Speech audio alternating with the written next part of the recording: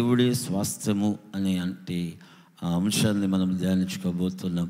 దేవుడే వారికి స్వాస్థ్యం. ఎవరికి? యాజకులకు.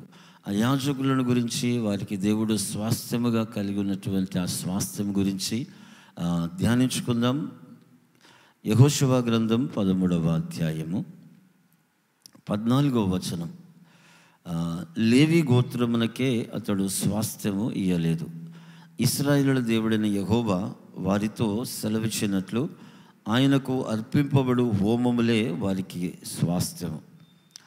ఈ లేఖనంలోని ఒక అద్భుతమైనటువంటి మాట ఏమిటంటే, దేవుడు లేవీలకు స్వాస్థ్యమని, దేవునికి అర్పించే అర్పణలు వారికి స్వాస్థ్యమని రాయబడి ఉంటుంది. మొదట దేవుడు ఒక వ్యక్తిని ఏర్పరచుకొని అతనికి యాజకునిగా ప్రతిష్ఠించిన తర్వాత ఆ యాజకునికి దేవుడు స్వాస్థ్యముగా ఉంటే, ఆ యాజకుడు ఎలా ఉంటాడంటే దేవుని మందసమును మోసుకొని వెళ్ళే వ్యక్తిగా ఉంటాడు. ఇశ్రాయేలు ప్రజలు యోర్దాను నదిని దాటుచున్నప్పుడు మొదట యోర్దాను నదిలో దేవుని మందసమును మోసుకొని యాజకులు నిలబడ్డారు. అయితే ఆ మందసమును మోసుకొని నిలబడగానే ఆ యొక్క యోర్దాను నది వెనుకకు వెళ్ళి తన ప్రజలకు మార్గము ఏర్పరచబడింది. దేవుని స్వాస్థ్యముగా కలిగి ఉన్నటువంటి యాజకులు ఎందుకు దేవుని మందసమును, దేవుని సన్నిధిని మోసుకునే వారిగా ఉంటారు. దేవుని సన్నిధిని మోసుకొని వచ్చేవారిగా, దేవుని మందసమును మోసుకొని వచ్చేవారిగా వారు ఉంటారు. ఎందుకు అనంటే, నీ జీవితంలో ఏ మార్గం అయితే తెరవబడకుండా మూయబడి ఉన్నదో అట్టి ప్రతి ఆశీర్వాదం అనే ద్వారం తెరవబడడానికి యాజకుడు దేవుని సన్నిధిని మోసుకొని ఉంటాడు. దేవుని సన్నిధిని ఆయన మోసుకొని వస్తూ ఉంటాడు. యాజకుడు దేవుని మందసమును మోయిచూ ఉంటాడు.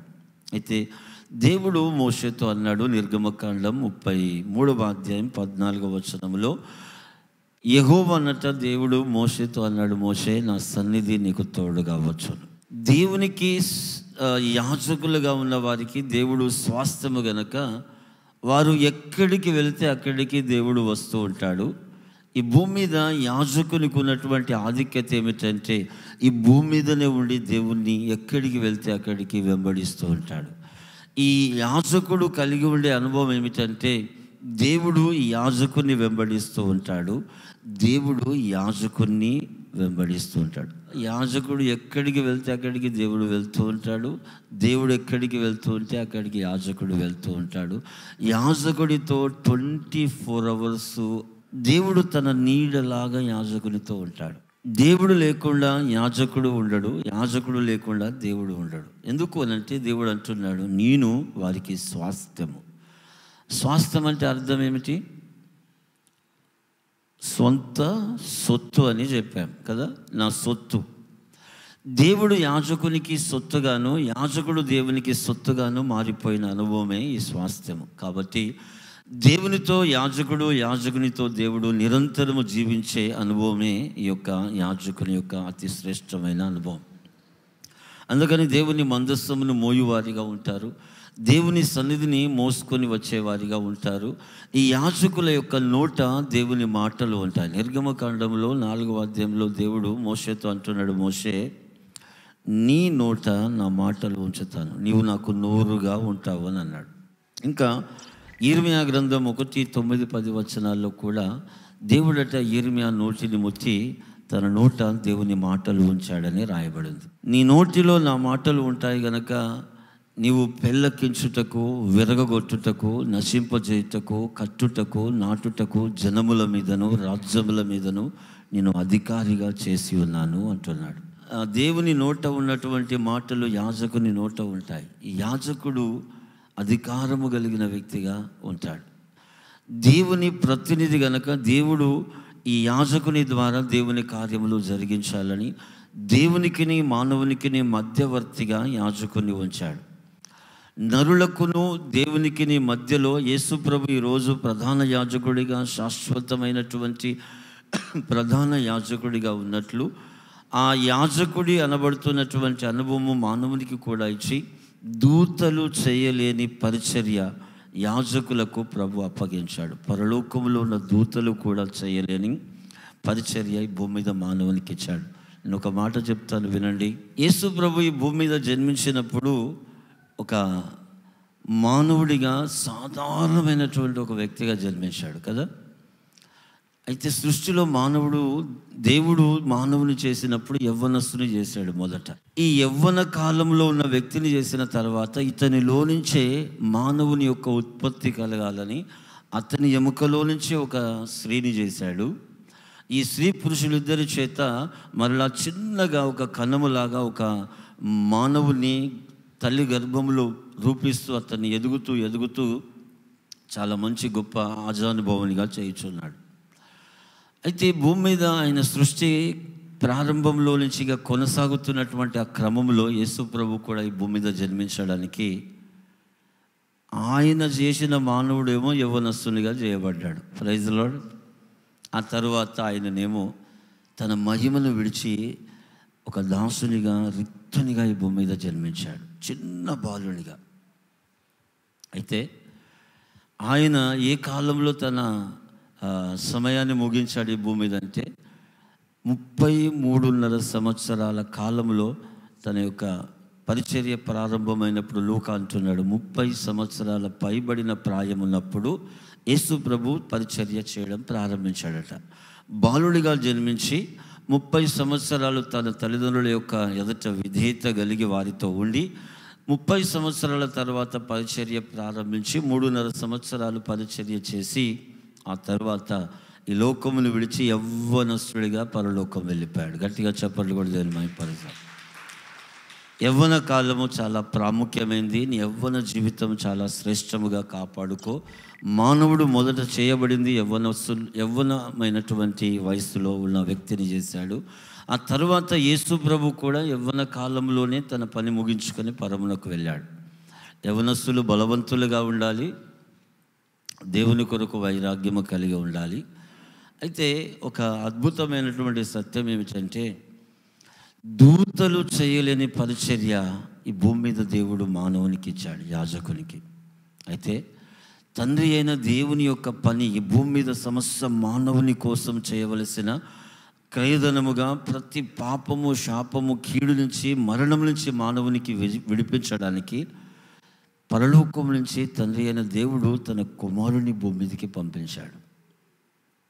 అదేవిధంగా దూతలు చేయలేని పరిచర్యను ఆయన ఈ భూమి మీదకి వచ్చి చేసి ప్రభు మహిమపరిచాడు. అంతేకాదు తండ్రిని మహిమపరిచి ఇప్పుడు పరలోకంలో ఉన్న దూతలు చేయలేని పరిచర్య, యాజక పరిచర్య చేయడానికి కొందరు దూతలు కూడా ఈ భూమి మీదకి మానవునిగా జన్మించారట. ఇది ఒక రహస్యం సృష్టిలో. పరలోకంలో ఉన్నటువంటి దూతలు కూడా యేసు ప్రభు ఎలాగున మానవునిగా జన్మించాడో మానవునికి పరిచర్య చేయడానికి, ఆయన పని తండ్రి పని తుదముట్టించడానికి యేసు ప్రభు ఒక మానవునిగా ఎలా జన్మించాడో తండ్రి అయిన దేవుని కుమారుడు, దూతలు కూడా ఈ భూమి మీద దేవుని పరిచర్య చేయడానికి, యాజక ధర్మం చేయడానికి కొందరు ప్రధాన దూతలు కూడా పరలోకంలో ఉన్నవారు భూమి మీదనట ఒక మానవునిగా జన్మించి దేవుని పరిచర్య చేశారట. Praise the Lord. హల్లెలూయ. అయితే ఈ యాజక ధర్మము చాలా శ్రేష్టమైనది. రాత్రింబగలు దేవుడు వారితో ఉంటాడు. దేవుడు ఏ మాట అందిస్తాడో ఆ మాట ప్రజలకు అందిస్తాడు. యాజకుడు ఎలాంటి వాడంటే నరులకు, తనకు ఇచ్చినటువంటి సంఘమునకు ఒక ప్రాకారము లాంటివాడు. యాజకుడు ఒక ప్రాకారము లాంటివాడు. చదువుదాం ఒకసారి ఇర్మియా గ్రంథం 18:18 వచనం చదువుదాం. అక్కడ ఇర్మియా అన్నట ప్రాకారము కలిగిన పట్టణము లాంటి వాణిగా, ఇనుప స్తంభముగా, ఇత్తడి గోడలలాగా చేశాడంట. అర్థం ఏమిటి చెప్పండి? యాజకుడట ఒక ప్రాకారము కలిగిన పట్టణం. ఒకవేళ యాజకుడు నీకుంటే నువ్వెక్కడున్నట్టు తెలుసా? చెప్పండి పక్క వారితో. ప్రాకారము కలిగిన పట్టణములో ఉన్నాను. ప్రభువు నిన్ను ఎందుకు యాజకుని యొక్క, సేవకుని యొక్క పరిచర్యలోనికి అప్పగించి ఉన్నాడంటే నీకు, నీ ఇంటి వారికి ప్రాకారము కలిగిన పట్టణముగా ఉంటాడు. ప్రొటెక్షన్ ఉంటుంది యాజకుని ద్వారా నీకు, నీ కుటుంబానికి. Praise the Lord. అలాగని ఏది పడితే అది చేసి నాకు ప్రొటెక్షన్ లేదు నా కుటుంబానికి అంటే దేవుడు అన్యాయస్తుడు కాదు, అవునా కాదు? నీవు పరిశుద్ధముగా, దేవునికి నమ్మకముగా, యథార్థముగా ఆయన ఆజ్ఞలు అనుసరించి నడిస్తే నీ మీద దాడి చేయడానికి ఏదైనా కోరుకుంటే యోబు కథ, యోబు ఇంటి చుట్టూ కంచె వేశాడట దేవుడు. అందుకని యోబు దగ్గరికి శోధించడానికి వెళ్ళలేదు, కానీ దేవుని దగ్గరికి వెళ్ళి శోధిస్తూ ఉంది. యోబును శోధించటకు అనుమతి కోరుతా ఉంది. దేవుని అనుమతి లేకుండా అపవాది నీ మీద దాడి చేయదు. నీవు నమ్మకంగా ఉంటే నీ ఇంటి చుట్టూ కంచె ఉంటుంది. యాజకుడే ఒక ప్రాకారము గల పట్టణముగా ఉంటాడు. దేవుడు నీకు కలిగిన సమస్తము చుట్టూ అగ్ని ప్రాకారముగా ఉంటాడు. దేవుడు మన మధ్యలో నివసించే అనుభవం కలిగి ఉండేలాగిన యాజకుడు రాత్రింబగళ్ళు జీవిస్తూ ఉంటాడు. ఇంకొక విషయం ఏమిటంటే, యాజకుడు ఎలాంటి వాడు, నీ ఇంటికి వచ్చినప్పుడు ఎలా వస్తాడు? రోమా 15:29 చదివితే పౌలు అంటున్నాడు, నేను మీ యొద్దకు వచ్చినప్పుడు సంపూర్ణమైన ఆశీర్వాదముతో వత్తునని ఎరుగుదును. ఆశీర్వాదముతో వస్తాడని చెప్పట్లేదు అక్కడ, సంపూర్ణమైన ఆశీర్వాదముతో వస్తాడు. అందుకే యేసుప్రభు అన్నాడు తన శిష్యులను పంపించినప్పుడు, మీరు వెళ్ళిన ఇంటికి సమాధానం ప్రకటించండి. వారు యోగ్యులైతే ఆ సమాధానం వారి మీదకి యాక్టివేట్ అవుతుంది. ఒకవేళ వారు అయోగ్యులైతే ఆ సమాధానం తిరిగి మీ వద్దకు వస్తుంది. అనగా యాజకుడు నీ ఇంటికి వచ్చినప్పుడు సంపూర్ణమైన ఆశీర్వాదముతో వస్తాడు. యాజకుడు ఎలాంటి వాడంటే, నీ కొరకు, నీ కుటుంబం కొరకు, నీ వ్యవస్థ అంతటి కొరకు, నీ భవిష్యత్తు కొరకు, నీ పిల్లల భవిష్యత్తు కొరకు సంపూర్ణమైన ఆశీర్వాదమును మోయిచూ ఉండేవాడు యాజకుడు. చూడండి, ఈ ఆశీర్వాదం అనేది సంపూర్ణముగా మోయిచున్న ఈ వ్యక్తికి ఒక అద్భుతమైనటువంటి కృపనిచ్చాడు. చదువుదాం ఒకసారి. సంఖ్యాకాండము 6వ అధ్యాయము 22-26 వరకు చదువుదాం. యెహోవా మోషేకు ఇలాగు సెలవిచ్చెను. నీవు అహరోనుతోను అతని కుమారులతోనూ ఇలాగనుము. మీరు ఇశ్రాయేలీయులను ఇలాగు దీవింపవలెను. యెహోవా నిన్ను ఆశీర్వదించి నిన్ను కాపాడునుగాక. ఆగుదాం ఇక్కడ. యాజకుని నోటిలో, యాజకుని దగ్గర సంపూర్ణమైన ఆశీర్వాదం ఉంటుంది. ఒక ప్రాకారము గల పట్టణముగా ఉంటాడు. ఒక ప్రొటెక్షన్ యాజకుని దగ్గర ఉంటుంది. సంపూర్ణమైన ప్రొటెక్షన్ ఉంటుంది. ఈ యాజకుడు ఏమని దీవించాలట తన ప్రజలను? ప్రభు అంటున్నాడు, యెహోవా నిన్ను ఆశీర్వదించి నిన్ను కాపాడునుగాక. ఆమేన్. యాజకుడు నిన్ను ఆశీర్వదిస్తే, యాజకుడు నిన్ను కాపాడబడునుగాక అంటే నిశ్చయముగా నీ మీదికి ఆశీర్వాదము, ప్రొటెక్షన్ వస్తుంది. అయితే నీవు, నీ ఇంటివారు మాత్రం యెహోషువ వలె, నేను నా ఇంటివారము యెహోవాను సేవించెదము. మీరు ఎవరిని సేవించెదరో, మీరు ఎవరిని వెంబడించెదరో అది మీ ఇష్టం. నేను నా ఇంటివారము దేవుణ్ణి వెంబడిస్తాము, దేవుని ఆజ్ఞలను అనుసరిస్తాము, ఆయననే సేవిస్తామని నమ్మకముగా నేను నా ఇంటివారము యెహోవాను సేవించెదమన్న యెహోషువ కుటుంబం వలె ఉంటే, యాజకుడు నిన్ను గురించి దీవించిన దీవెన, నిన్ను గురించిన ప్రొటెక్షన్ ప్రకటించింది సదా నీతో ఉంటుంది, నీ కుటుంబంతో ఉంటుంది. రెండవదిగా ఇంకొక వచనం, యెహోవా నీకు తన సన్నిధిని ప్రకాశింపజేసి, యెహోవా నీకు తన సన్నిధి కాంతి ప్రకాశింపచేసి నిన్ను కరుణించునుగాక. ఈ వ్యక్తి యాజకుడు, యెహోవా తన సన్నిధి కాంతి నీకు ప్రకాశింపచేసి నిన్ను కరుణించునుగాక అంటున్నాడు. ఆ వ్యక్తి అలా యాజకుడు దీవిస్తే దీవించబడతాం. ఎందుకు? యాజకునితో దేవుని సన్నిధి ఉంటుంది. ఈ యాజకునికి దేవుని కనికరం అనేది నింపబడి ఉంటుంది. ఈ యాజకుడు దేవుని కనికరముతో నింపబడి ఉంటాడు. ఈ యాజకుడు దేవుని కనికరముతో నింపబడి ఉంటాడు గనక ఇతనిలో నుంచి ఆ సన్నిధి, ఆ కరుణ, దేవుని యొక్క కనికరం ప్రకటించినప్పుడు ప్రజలకు యాక్టివేట్ అవుతుంది. ఇంకొక మాట చదువుదాం. యెహోవా నీ మీద తన సన్నిధి కాంతి ఉదయింపజేసి నీకు సమాధానము కలుగజేయునుగాక. ఒక వ్యక్తి చూడండి, షూ వేసుకున్నాడు అనుకోండి, బాగా షూ చక్కగా అందంగా ఉంటాయి కాబట్టి ఒక వ్యక్తి చాలా హైఫైగా తయారై చక్కగా షూ వేసుకొని వెళ్తున్నాడు. కొంత దూరం వెళ్ళిన తర్వాత ఆ వ్యక్తి కొంత దూరం నడవలసి వచ్చిన ప్రయాణం వచ్చింది. ఆ వ్యక్తి నడుస్తూ ఉన్నాడు. ఆ షూలో లోపల ఒక రాయి చిన్నది ఉన్నదనుకోండి. ఆ ఆ వ్యక్తి నడుస్తూ ఉంటాడు. ఎలా ఉంటుంది చెప్పండి? ఉచ్చుకుంటూ ఉంటుంది. నువ్వు వేసే ప్రతి అడుగు ఒకే రాయి కానీ నీ నిలువెల్ల నిన్ను బాధిస్తుంటుంది, నీ బాడీ అంతటిని కూడా బాధిస్తుంటుంది. మానవుడు కూడా తన జీవితంలో, తన కుటుంబంలో, తనకున్నటువంటి సంతతి విషయంలో ఏ ఒక్క దగ్గర శ్రమ అనుభవిస్తున్న ఒక రాయిలాగా ఆ శ్రమ నిలువెల్ల మనిషిని, తన కుటుంబాన్ని వేధిస్తూనే ఉంటుంది. ఎక్కడ ఏ ఒక్క విషయంలో సమాధానం లేకపోయినా ఆ ఒక్క విషయంలో ఉన్న సమాధానం లేని విషయం కుటుంబం అంతటిని బాధిస్తూ ఉంటుంది. ప్రభు అంటున్నాడు, దేవుడు తన సన్నిధి కాంతిని మీద ఉదయింపజేసి నీకు సమాధానము కలుగజేయునుగాక అని ప్రకటిస్తే, నిన్ను బాధిస్తున్నది ఏదో, నీకు సమాధానము లేకుండా చేస్తున్నది ఏదో, అది నీలో ఉన్నా, నీ కుటుంబంలో ఉన్నా, నీ వ్యవస్థలో ఉన్నా, నీకున్న సమస్యలో ఉన్నా, అది ఈ సృష్టిలో ఎక్కడ ఉన్నా దాన్ని లేకుండా చేస్తాడు ప్రభు. ఆమేన్. ఎందుకు? యాజకుని నోట దేవుని మాటలు ఉన్నాయి. ఆయన సమాధానమునకు కర్త. ఆ కర్త ఈ వ్యక్తిలో ఉంటాడు కనుక ఈ వ్యక్తి సమాధానం ప్రకటించినప్పుడు నది వలె ఆయన సమాధానము ఆయన యొక్క దాసులలో నుంచి తను ప్రకటించే ప్రజల మీదకి ప్రవహిస్తుంది గనక వారిలోనికి సమాధానం ప్రకటించగా నిన్ను బాధిస్తున్నది నిన్ను వదిలి, నీకున్న సమస్యను వదిలి వెళ్ళిపోతుంది గనక తిరిగి నీవు సమాధానముతో నింపబడి నెమ్మదితో నీ ఆయుష్కాలం అంతా జీవించగలుగుతావు. ఇంకొక మాట చదువుదాం అందులోనే. అట్లు వారు ఇశ్రాయేలుల మీద నా నామమును ఉచ్చరించుట వలన నేను వారిని ఆశీర్వదిస్తాను. యాజకుడు పలుకుతూ ఉండగా అందును బట్టి ఆ యాజకుడు ఈ వ్యక్తులను ఇలా దీవిస్తున్నాడు కనుక నేను కూడా వారిని దీవిస్తాను. మొదటి దీవెన ఈ భూమి మీద ఎప్పుడు విడుదలైందో తెలుసా అండి? దేవుని యొద్ద నుంచి.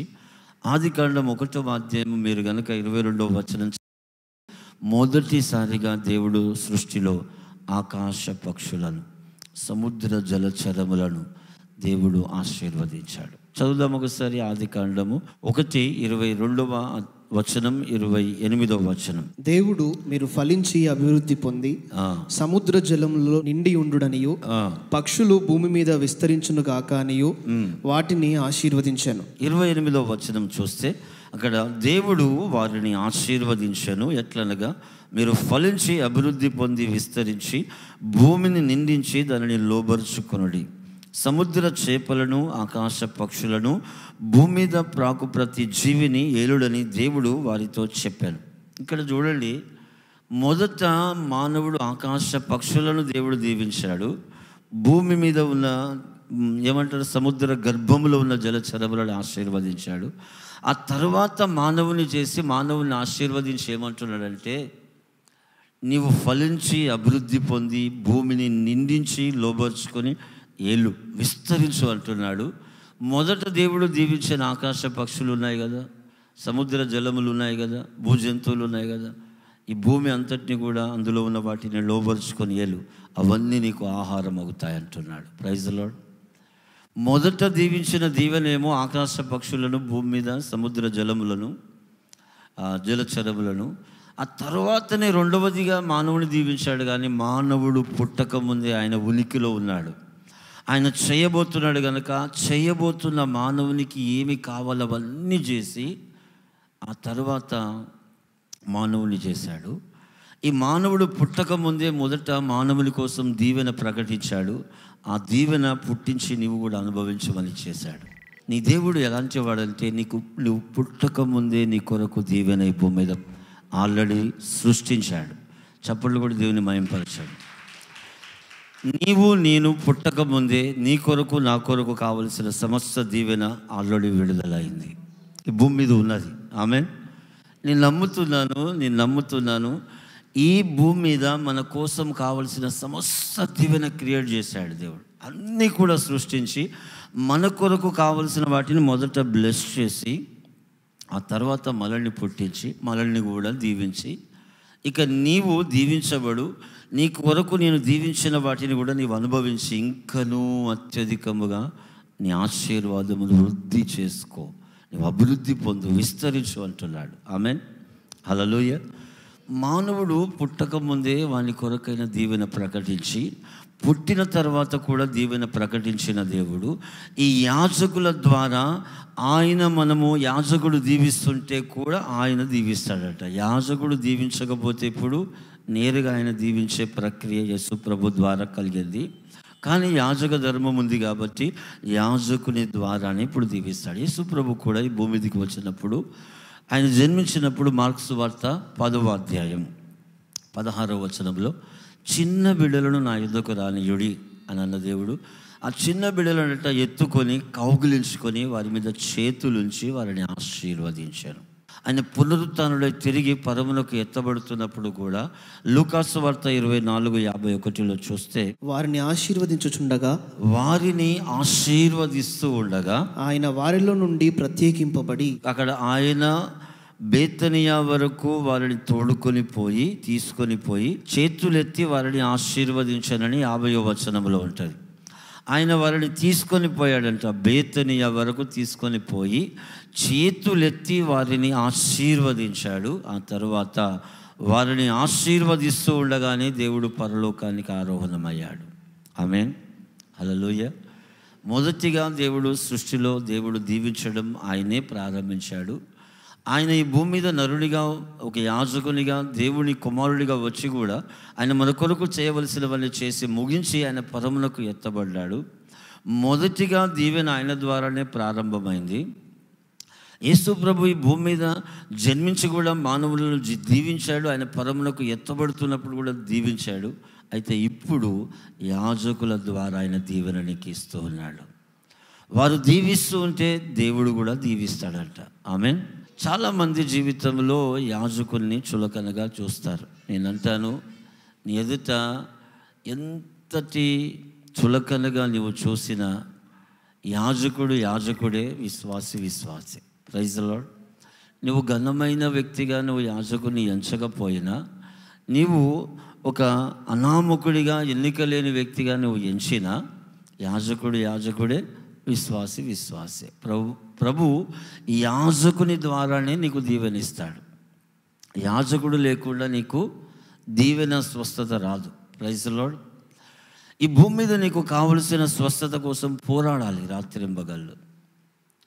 కానీ యాజకుడు ప్రార్థన చేస్తే అధికముగా నీవు పోరాడాల్సినంతటి పని నీకు లేకుండా సులువుగా ఉంటుంది. ఆమేన్.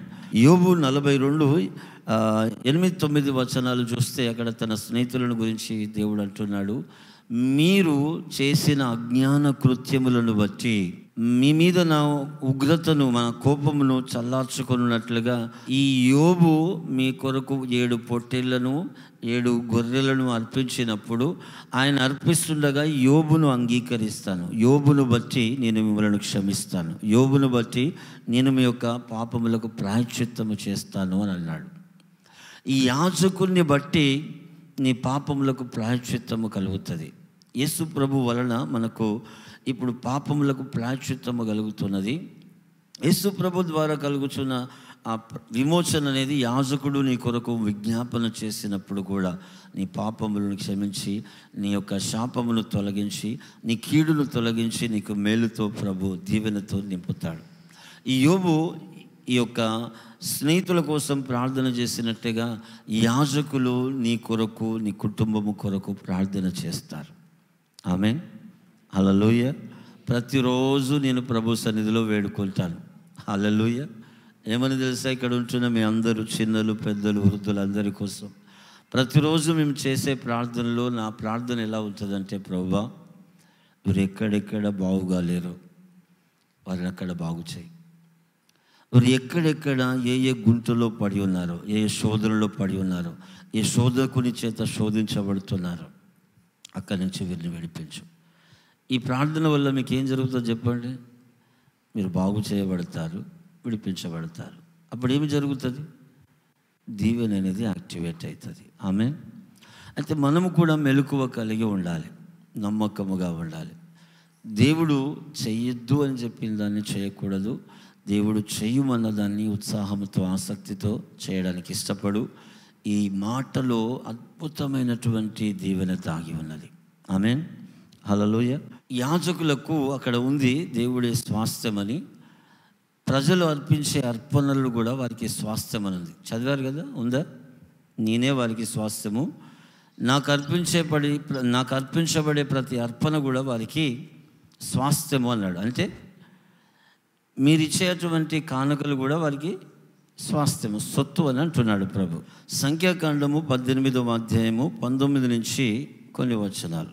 ఇశ్రాయేలీయులు యెహోవాకు ప్రతిష్ఠించు పరిశుద్ధమైన ప్రతి అర్పణములన్నిటినీ నేను నీకును నీ కుమారులకును నీ కుమార్తెలకును నిత్యమైన కట్టడను బట్టి ఇచ్చి తిని, అది నీకును నీతో పాటు నీ సంతతికిని యెహోవా సన్నిధిని నిత్యమును స్థిరమైన నిబంధన.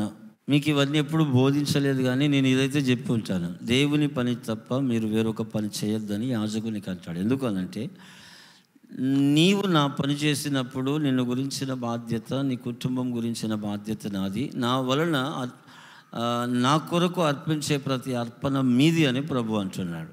కాబట్టి యాజకుడు చేయవలసిన పని యాజకుడే చేయాలి. ఇప్పుడు చూడండి, ఒక వ్యక్తి 3 దినాలట ఉపవాస ప్రార్థన జరుగుతున్నప్పుడు అరణ్యంలో దేవుని యొద్దకు వచ్చి చాలామంది ఉపవాసం ఉండి 3 దినాలు ఉన్నాడంట. అక్కడ 3 దినాలు అందరూ ఉన్నారు, అవునా కదా? ఉన్నారా లేదా? 3 దినాలు ఉన్నారు. ఉన్నప్పుడు ఆయన వారిని పంపడానికి వట్టి చేతులతో నేను వారిని పంపకూడదు, వారు మూర్ఛిల్లిపోతారేమో అన్నట్ట 3 దినములుగా వారు ఇక్కడ ఉపవాసముతో ఉన్నారని 5 రొట్టెలు 2 చేపలు ఆశీర్వదించి స్త్రీలు పిల్లలు గాక 5,000 మంది పురుషులు తిని తృప్తి పొందగా 12 గంపలు మిగిలినట్లు చేసిన దేవుడు ఈరోజు ప్రభు రాత్రి మాట్లాడాడు, ఇప్పుడు మాట్లాడుతున్నాడు. నా జనులు ఆకలితో ఉండి కూడా, కొదువలో ఉండి కూడా, సమృద్ధి లేనప్పుడు కూడా, లేమిలో నుంచి కూడా వారు నాకు ఇచ్చినప్పుడు నేను వారిని దీవించనా? ప్రైజ్ ది లార్డ్, హల్లెలూయా. ఏమీ లేని అరణ్యంలో అక్కడ ఉన్న 5 రొట్టెలు 2 చేపలను దీవించి అంత బ్లెస్సింగ్ వాళ్ళందరికీ సరిపోయి తృప్తి పొంది ఇంకా 12 గంపలు మిగిలాయి. ఈ 5 రొట్టెలు 2 చేపలు ఇచ్చిన వారికి ఎన్ని గంపలు ఇచ్చాడు చెప్పండి? ఇప్పుడు దేవుడు పిల్లవాడికి ఎన్ని ఇచ్చాడంటో? మిగిలిన ఎన్ని? 12 గంపలు. ఇతను ఇచ్చింది 2 చేపలు 5 రొట్టెలు, 12 గంపలు మిగిలాయి. అందరి పరిస్థితి తృప్తి పొందారు, 12 గంపలు మిగిలాయి. ఇక్కడ ఏం కనబడుతుంది? నీ లేమిలో నుంచి కూడా ఇస్తే సమృద్ధి ఉంటుంది. ఎలీషా దగ్గరికి ఒక విధవరాలు వచ్చి అడిగింది, అయ్యా అప్పు చేసి నా భర్త చనిపోయాడు, మరి నీ దగ్గర ఏముంది? ఒక ఇంటిలో బుడ్డి నూనె మాత్రమే. వెళ్ళి ఎంటీ పాత్రలు అన్నీ తీసుకొని వెళ్ళి వాటిలో ఆ నూనె పోయంటే పోస్తే అన్నీ నింపబడ్డాయి. ఆ తర్వాత అమ్మి అప్పు తీర్చుకొని మిగిలిన దాంతో నీవు నీ పిల్లలు బ్రతుకు. ప్రైజ్ ది లార్డ్, హల్లెలూయా. దేవుడు అంటున్నాడు, నీకు అప్పు ఉంటే నీ దగ్గర ఉన్న నీ కొంచెమునే నేను దీవించి నీ అప్పు తీర్చబోతున్నాను. నీకు ఏమీ లేని స్థితిలో ఉండి ఉన్నది కూడా ప్రభుకి ఇచ్చావా? నిన్ను నేను సమృద్ధిగా ఆశీర్వదిస్తాను, నీ వలన ఇతరులు పోషించబడినట్లుగా దీవిస్తాను. ఆమేన్. నీ వలన ఇతరులు కూడా ఆశీర్వదించబడినట్లుగా దీవిస్తాను. ఇవ్వడంలో ప్రభు చాలా తీవ్రంగా ఉంటాడు. ఇచ్చిన వానికి మరలా ఇచ్చుటలో ఆయన నమ్మకమైన వాడు. నీవు నరునికి వేరే వ్యక్తికి ఎవరైనా ఇస్తే ఏమంటాడు? ఎందుకు రబ్బా ఇప్పుడు అడుగుతున్నావు, నీ దగ్గర ఏమైనా లేకుంటున్నావా? ఉన్నప్పుడు ఇస్తానులే అంటారు, అవునా కదా? మన దేవుడు అట్లా అన్నాడు, నువ్వు ఇచ్చావా నీకు 1000 రెట్లు ఇస్తాడు, నువ్వు ఇచ్చావా నీకు పట్టజాలని విస్తారమైన దీవెన ఇస్తాడు. కొంచెముగా అబ్రహాములాగా, ఇస్సాకులాగా, యాకోబులాగా అన్ని విషయంలో క్రమక్రమముగా ఆశీర్వదించి నేను గొప్ప చేసే వరకు నా ప్రభు హస్తం నేను వదిలిపెట్టదు. ఆమేన్. నువ్వు విత్తిన దానికి నిన్ను 100 1000 రెట్లుగాను పట్టజాలంత విస్తారమైన కోణంలో దీవించి అన్ని విషయంలో నీవు ఆశీర్వదించబడే వరకు నేను వదిలిపెట్టకుండా దీవిస్తూనే ఉంటాడు. ఆమేన్. ఆయన దగ్గర విత్తితే ప్రతిదానికి ఫలం ఉంటుంది. ఆమేన్. తండ్రి నీకు వందనాలు. రోబాని ప్రజలను దీవించండి అయ్యా. విన్న వాక్యం ప్రకారం అయ్యా, నీ ఎడల, నీ దాసుల ఎడల తండ్రి, నీ భక్తుల ఎడల, నీ భూమి మీద ఉన్న ప్రతి మనిషి ఎడల ఎలా ప్రేమించాలి, ఎలా ప్రభా నీ కొరకు అర్పణ అర్పించాలి, నీ సేవకులకు ఎలా అయ్యా ఇదిగో అర్పించాలి, నీ సేవకుల ద్వారా నీ ద్వారా ఎలా దీవెన కలగాలి, అవన్నీ కూడా మాతో మాట్లాడావు. మీరు మాట్లాడినట్లు మేము జీవించి నేను ఘనపరిచే కృపను అనుగ్రహించమని సకల ఘనత మహిమ ప్రభావములు మీకు ఆరోపిస్తూ యేసుక్రీస్తు నామములో స్తుతించి ప్రార్థిస్తున్నాము తండ్రి. ఆమేన్, ఆమేన్.